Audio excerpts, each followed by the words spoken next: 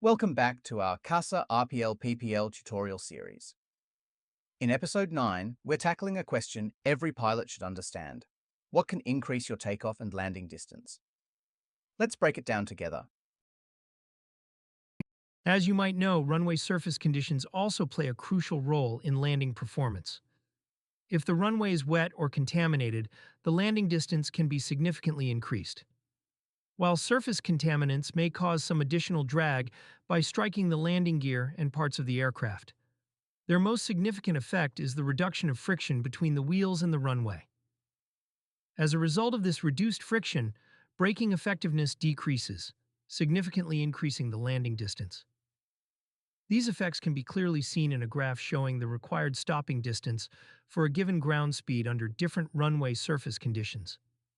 On dry runways, the braking coefficient of friction, a measure of how effectively the tires grip the surface, typically ranges between 0.8 and 1.0.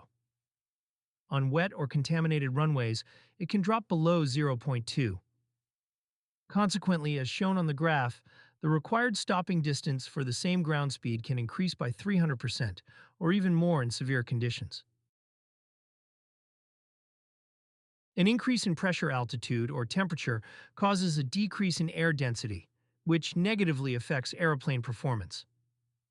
Both the available thrust and the lift force generated by the wings are reduced. As a result, the takeoff distance required increases. Additionally, the climb gradient during the initial climb is reduced. That's why these factors must be carefully accounted for during takeoff planning.